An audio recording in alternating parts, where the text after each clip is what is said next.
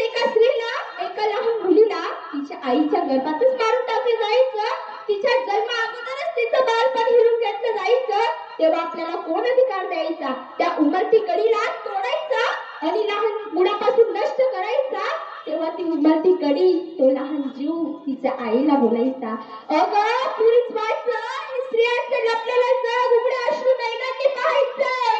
अगं पुरुष वाचं, हे स्त्रियांचं लपलेलं जग उघड्या अश्रू नयनांनी पाहायचंय.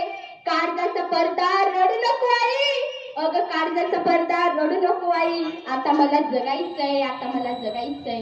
खरंच आपल्या समाजाच्या स्त्रीला आपण वाचवलं पाहिजे. आपण म्हणतो मुलगा झाला तर बरं होईल, पण मुलगा किंवा मुलगी यानं आपलं देवाचं वरदान म्हणून आपण स्वीकारलं पाहिजे. मग आपण म्हणतो मुलगा झाला तर बरं होईल, पण मुलगी नको. मित्रांनो, आपल्या समाजात स्त्रीला शिकवलं पाहिजे, तिला वाचवलं पाहिजे, तिच्या हातात ज्ञानाची ज्योत दिली पाहिजे, तिला घडवलं पाहिजे. आपल्या जगात मुलींनी शिकावं तरी कसं आणि समजून सांगावं तरी कसं? आपल्या समाजाची रीत अशी आहे. आपल्या समाजात लोक म्हणतात, अहो आपल्या लाटांबरोबर तर सगळेच पोहतात. एक IPS विश्वास नागरिक म्हणतात, अरे लाटांबरोबर तर सगळेच पोहतात, पण खरं शुद्धच असतं तो लाटांना भेदून पुढे जातो. तशा आजच्या काहीतरी स्त्रिया आहेत. अहो आपल्या समाजाच्या स्त्रीला घडवलं पाहिजे, त्यांच्या हातात ज्ञानाची ज्योत दिली पाहिजे, त्यांना शिकवलं पाहिजे, तेव्हाच खऱ्या अर्थाने आपला देश हा म्हणजे खऱ्या अर्थाने आपला देश शिक्षित होईल. आपल्या समाजातील स्त्रियांना शिक्षणाची संधी उपलब्ध करून दिली पाहिजे.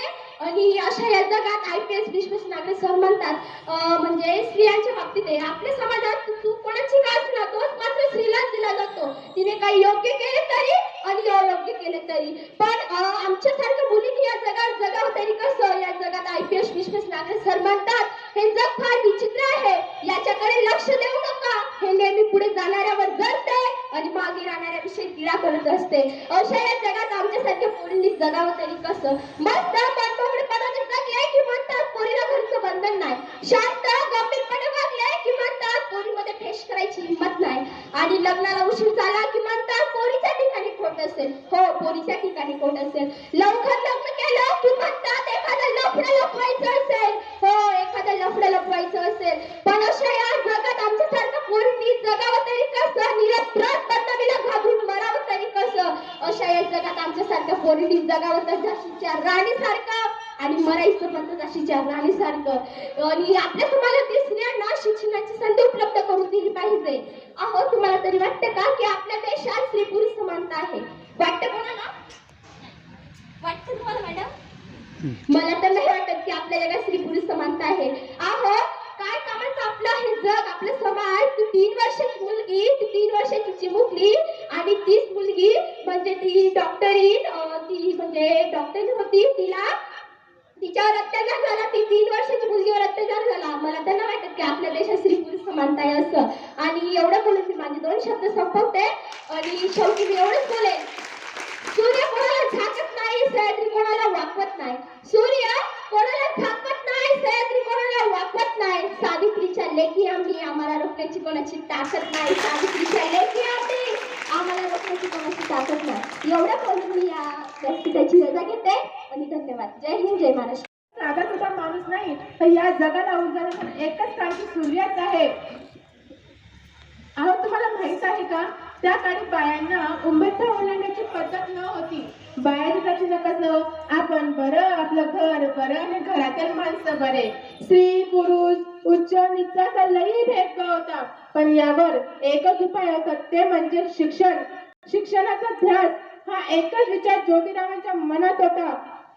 पण एकदा ज्योतिराव शिक्षणाचा प्रसार करत असताना फरन नावाच्या ब्रिटिश मॅडम त्यांना म्हणाले, मिस्टर फुले, तुम्हाला शिक्षणाचा प्रसार करायचा आहे ना, so educate woman first, because if a woman educate the whole house will be educate.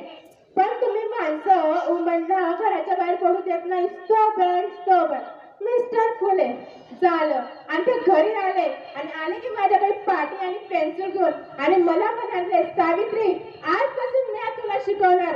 आणि झाला की माझा अभ्यास सुरू. काना, मात्रा, विलंकी, उकार, आकार, वेग, बेजुळीच्या बेसिक 7 हा त्या मी लिहायला शिकली, मी वाचायला शिकली आणि मी काव्य सुद्धा रचू लागली. आणि अशातच होय शनिवारी अशातच 1 जानेवारी 1848 ला पुणे येथील भेंडीवाड्यात आम्ही पहिली शाळा सुरू केली आणि मी पहिली शिक्षिका आणि मुख्याध्यापिका सुद्धा झाली. शिडपटासारखे जगाल तर काम तमार होईल आणि वाघासारखे जगाल तर नाव होईल आणि वाघासारखे जगाल तर नाव होईल. पण समाजात मात्र धर्म बुडाला काही सुरू होती. अहो एखादी सर्वसामान्य माणसं शिक्षण घेत असतील तर कोणता धर्म बुडतो? इतकाही काही तक्रारी असू शकतो हा धर्म. धर्मासाठी माणूस की माणसासाठी धर्म. शाळेत जात असताना चिकट फेकले तेही मी सहन केले, शेत फेकले तरीही मी सहन केलं. आता माझं सहनशीलतेचा अंत झाला होता आणि अचानक एक माणूस माझ्या जवळ येऊन म्हणतो की एक तेवढी कुठे निघाली? आधी आमच्या पोरीवालींना शिकवणं बंद कर. अगं तुला तुझे अब्रू प्यारे आहे की ते शिक्षण कदाचित त्याला माहीत नसावं की आम्ही सुद्धा ज्योतिबा पहिलवानांच्या पत्नी आहोत. आणि घेतली त्याला आणि सनकन त्याच्या कानाखाली वाजवली आणि सुनालावी आज आला आहे तुझं थोबाडं फोडलं आहे, उद्या मात्र पुन्हा आला तुला रक्ताच्या दारी या धरतीवर रंगतीला रक्ताच्या दारी या धरतीवर रंगे. ती कोणत्याही जाती किंवा धर्माची असो ती नवी आता करायला बळी पडत आलेली आहे. अहो एखाद्या स्त्रीचा नवरा वारला म्हणून तुम्ही सती जायचं का हो? आपला नवरा वारला म्हणून तुझा काय दोष असतो? आणि यासाठी आम्ही काम केले.